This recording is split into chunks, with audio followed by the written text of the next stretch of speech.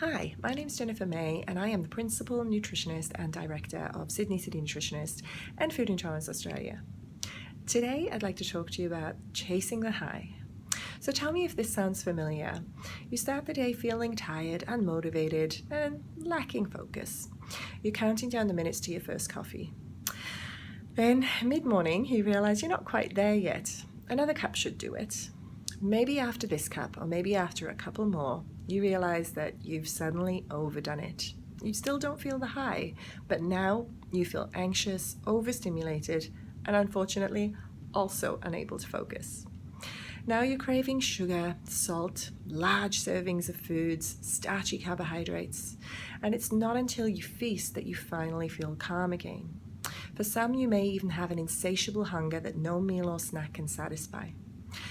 These symptoms are particularly pronounced in females of advanced age, and particularly those who are approaching or have already gone through menopause. It's also particularly pronounced in those who have favored coffee or caffeine over food for most of the day. After all, there's always time for coffee breaks, but there's often a lack of time for a substantial lunch break where you can sit, relax, and enjoy a healthy meal. So maybe this is where you choose a wine or two to calm you down. For others, it could be a Netflix binge with some chips and chocolate. For others, it could be an entire pizza. You're probably going to stay up too late. You're probably going to wake up in the morning feeling tired, but that's okay. Coffee's got your back again tomorrow. If this daily pattern is sounding all too familiar right now, then know that you're not the exception. In fact, you're almost the rule.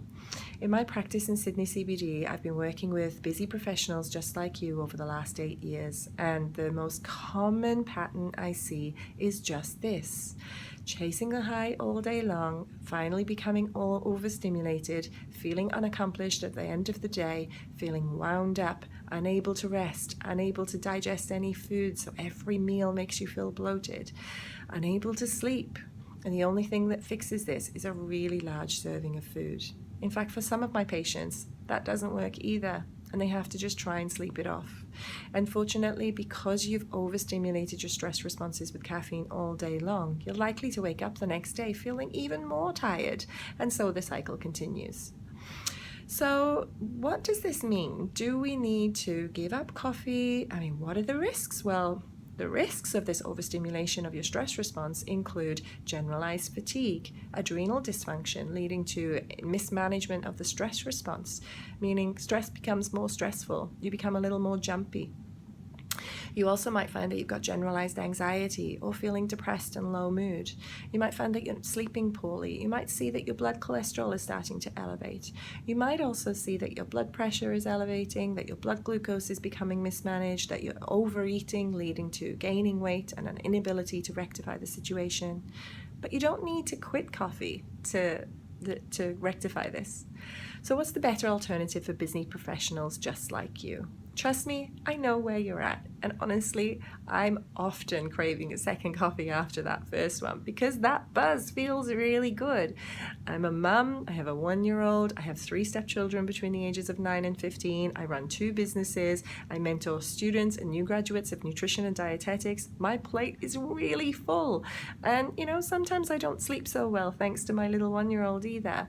So I know that feeling of just wanting to increase the energy to get maximum amount of benefit from every day and every hour. Every minute counts. So what's the better alternative? Well, today, while there's lots of possible solutions that could work, what I'd like to do is give you a 3-step process for figuring out the best alternative approach that could work for you. So step 1, start reducing your coffee, of course. Try and reach just 1 a day as a standard day, and then with the second one on the occasional day.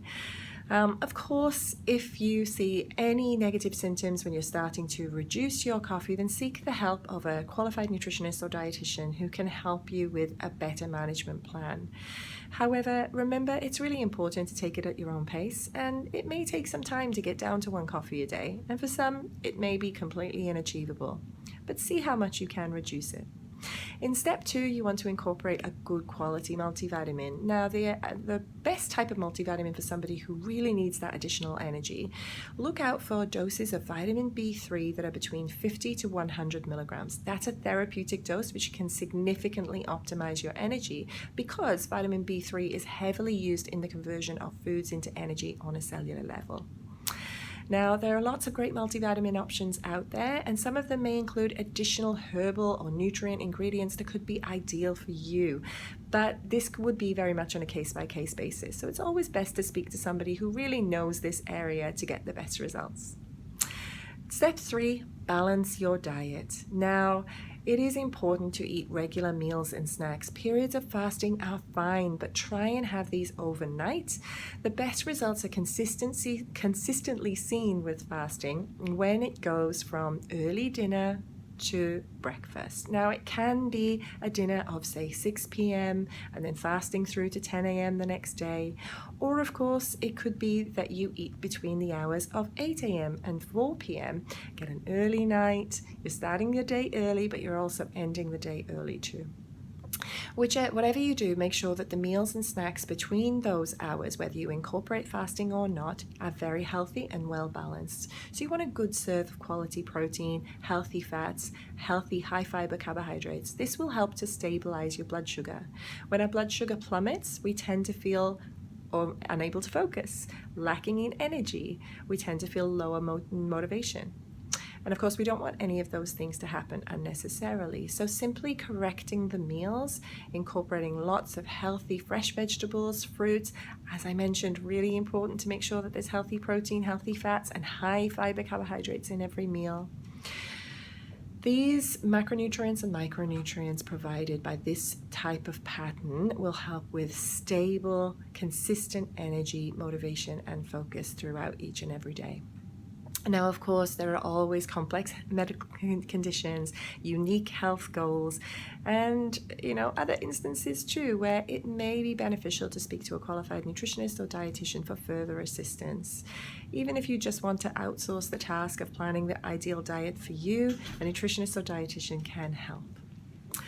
Now, if you've enjoyed this post and you've still got some questions, then in my next post I will be going through some frequently asked questions that do often come up during my consultations and also in my corporate health presentations too. Some of the things that I'll be covering would be things like why you maybe don't experience the high from your coffee anymore and how you can get it back. From even 1 cup a day. I'll also be talking about the specific nutrients that are involved in energy production. I touched on one today, which is that vitamin B3. I'll also be talking about the possible health complications that may have arisen from your your busy lifestyle, being a busy professional, and how to assess that and also how to seek help for that or to rectify that too. Another thing which I'll be addressing is why we continue drinking coffee even though we're not experiencing any benefit, and for some people actually getting a negative health effect from it. And then finally, I'll be talking about how to get the high without the coffee for those who are really interested in maximizing their energy potential or just giving up the coffee for good. So if you've been feeling burnt out, overstimulated, overworked, unable to focus, lacking motivation, anxiety, depression, energy pathways are a little mismatched, you're feeling fatigued all day long and unable to sleep at night, maybe now's the time to make a change. If you're struggling with making those changes, or if you really just want to optimize your results, come and see a nutritionist or dietitian, or maybe book a corporate health talk for your office so that we can come in and discuss all of the most important and beneficial tips and tricks that you can use every day. Some of them are really, really simple. In my next post, I will look forward to expanding on this topic further. For now, thank you for listening, and I look forward to hearing from any of you who have questions.